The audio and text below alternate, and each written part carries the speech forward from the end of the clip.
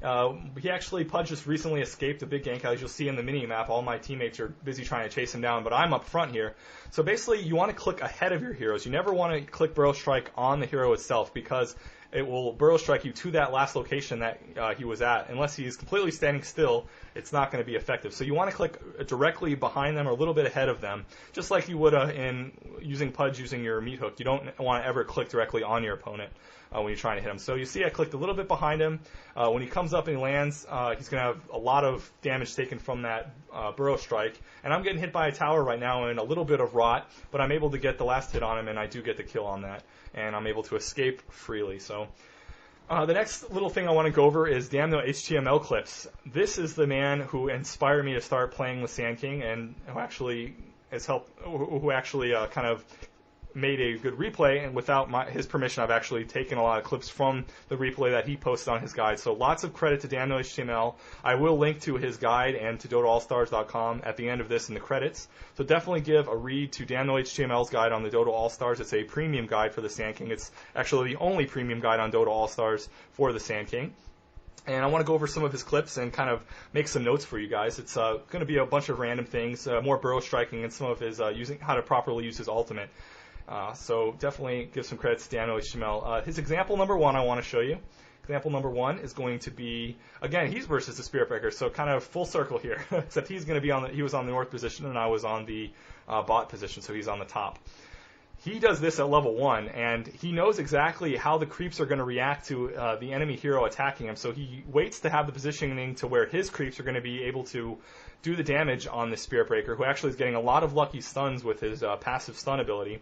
But right now it looks like on the first screen that the Spirit Breaker has taken, or has more HPs actually than the Sand King, and the Sand King's in a bad situation. But really, not really. Now the Sand King's able to impale, or sorry, not impale, using Burrow Strike. Obviously, it looks like impale though, don't it?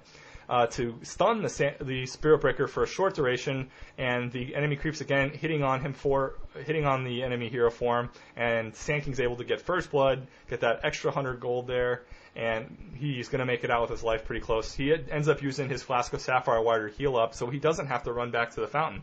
Definitely a good move if you can get that first blood early on. Just be a little bit careful with it, and you're going to have to practice it a good amount. Obviously, with anything, you want to get good at it, you practice it. So we're going to move on to example number 2 now. Example number 2 is another fight between the Sand King. This is a little bit later on in the game. Sand King's level 4 at this point, and the Spirit Breaker is a little bit lower than I think because he had just gotten back from the fountain. So he might be level 2 at this point. Sand King uses Burrow Strike, but at this point he actually Burrow Strike a little bit in front of his opponent, and he's actually blocked off a little bit by his creeps. So Dan HTML made a little bit of error here, and he's actually going to miss the kill because of this. The Spirit Breaker is going to get away with a little bit of life, and it's really frustrating when that happens. But it still ends up working out pretty good for him, because now the Spirit Breaker has to make another run to the fountain, and this gives easily leveling time for the Sand King, and it really hurts the Spirit Breaker in this game. So still a good thing, but it would have been nice for him to get that kill. He should have clicked a little bit ahead of him again with the impale. The in range on the level 2 impale, I don't know what it is. We can go back, or sorry, the level 2 Burrow Strike. Keep calling it impale for some reason. Watching the screens here. So yeah, just try to click it so you'll end up at the end of it a little bit in front of your opponent, so you can get another hit or two in while he's trying to run away. So that's going to be example number 2. This is example number 3 we're going to go over now. Example number 3 is versus a Vengeful Spirit who recently got the invulnerability or the invisibility rune, and gave a lot of damage to the Sand King. This looks really, really bad for the Sand King right now. He's at 70 HPs, and that Vengeful Spirit is a little bit less than half, so she's kind of hurting too. And you'll look at, again, this positioning in this very first shot here. The tree ants are on Dan No HTML side, so when he does his Burrow Strike, the tree ants are going to immediately start turning around and beating on the Vengeful Spirit. So what looks like a bad situation for Dan No HTML now is actually exactly what he wanted to do. He's going to Burrow Strike a good deal behind the Vengeful Spirit, do that damage. Actually, not a good deal. He's pretty close to it, so he can get a few little hits in it. He did a really good job there. But now he's actually really low on life here, so he's probably going to have to make a trip back to the fountain. I didn't see if he had I don't think he had a chick in that game. Example number 4 we're going to go on to now. Example number 4 is another example of the Spirit Breaker getting killed here. This was funny because in the replay that he actually has on his guide, he actually was talking and trying to make a guide out of the replay, and you'll see from the chat here that he says SB dead, and he says that he's going to run back.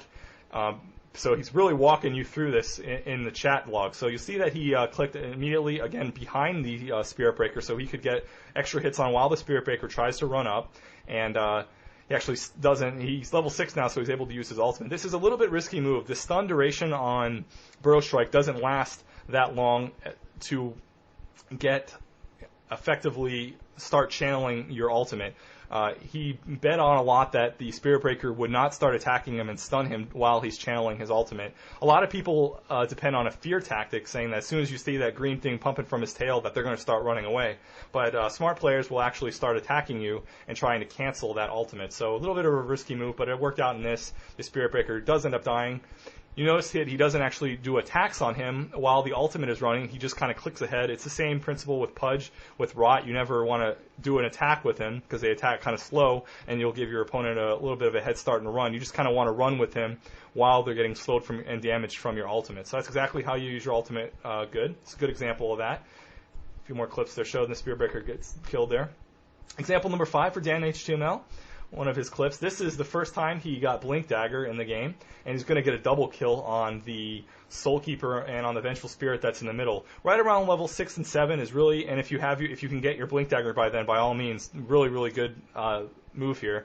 Actually, he might be level 11 by this time. I think he's still level 6 though. We'll have to see when I click on him. Oh, he is level 11. That's good. Sorry, I was looking at the other slide. So he is level 11. He starts channeling it in the shadows here on the enemy's side, and he's in not the shadows, the fog of war. So the enemy's not going to be able to see him. And as soon as he gets 2 casts, he wastes 2 seconds for that ultimate to start channeling. He's going to blink directly in the middle of the Vengeful Spirit and the Soul Keeper. And the Vengeful Spirit, even stunning him, won't cancel this ultimate. The ultimate's going to stay on him, and she's going to be slowed and taking damages from these pulses here. So she actually just kind of panics and doesn't do any stuns. Soul Keeper is the main target here for the Sand King, because the Soul Keeper's lowest life here.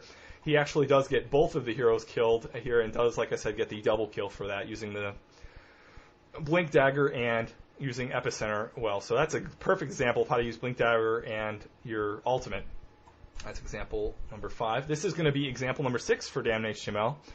Should have thought of some better titles for this, but I think it's just kind of better to number it. So example number 6 we're at now. This is another example of him using his ultimate and the Blink Dagger to get a kill on the Soul Keeper. This time the Soul Keeper was trying to defend a push that was going on top that the Sand King actually did.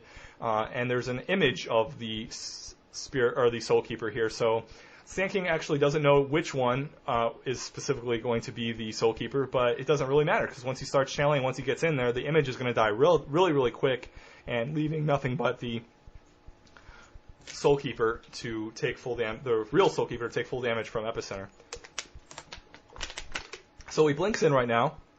And you'll see here, after he starts channeling it, again in the shade, out of the vision. That's the key to using the Epicenter, is to be in the shade and not be in your enemy's vision, so you can get the Epicenter channeled in safety.